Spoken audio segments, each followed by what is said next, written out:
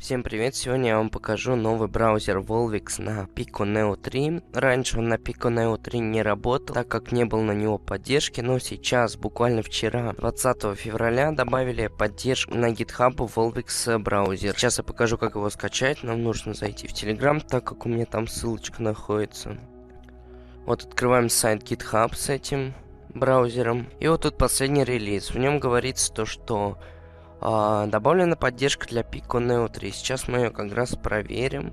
Попробуем скачать. Вот у нас Pico XR. Качаем. Так, еще раз нажимаем. Что-то оно не так скачалось. 0 байт почему-то. Ну ладно, да, посмотрим. Загрузки. Вот он качается, да, наш браузер. Так, устанавливаем этот браузер. Сейчас он установится. Так, он установился. Проверяем. Он у нас в неизвестных. Вот он, Volvix. По идее, сейчас должны работать контроллеры. Сейчас со звуком даже прибавим. Вот, отлично. Все работает. Принять.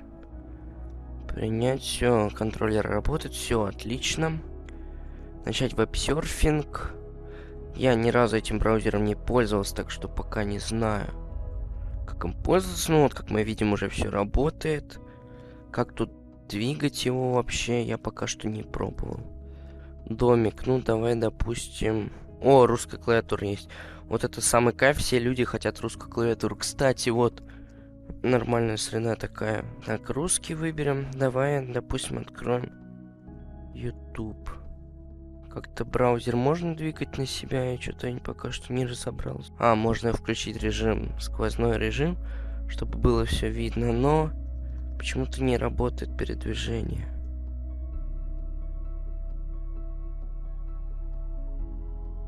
Видео на YouTube у нас работает. Все замечательно. Русская клавиатура есть. Можно вот даже писать мой канал. Вот. Но почему-то я не пойму, как передвигать его. Интересно. Ого, смотрите. Экран можно больше сделать. Вот это прикольно. Так, это прикольно, но... Передвигать окна перетаскиваем. Вот. Вот я все включил. Короче, в настройках находится в экран и вот внизу. Передвигать окна перетаскивания. Так. Ну, оно все равно как-то непонятно работает. Вот он, Telegram у нас. Представим, что мы тут вошли в Telegram. Можно тут открывать любую страницу, смотреть. Ютубчик. 5. О. Отлично, буду 5 VR смотреть.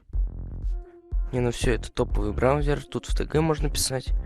Режим сквозного можно еще включить. Ну, идеально, я думаю. Так, вот это окно можно перетаскивать. Во, все, оно нормально работает. Теперь не баг. Ну, тут вы разберетесь.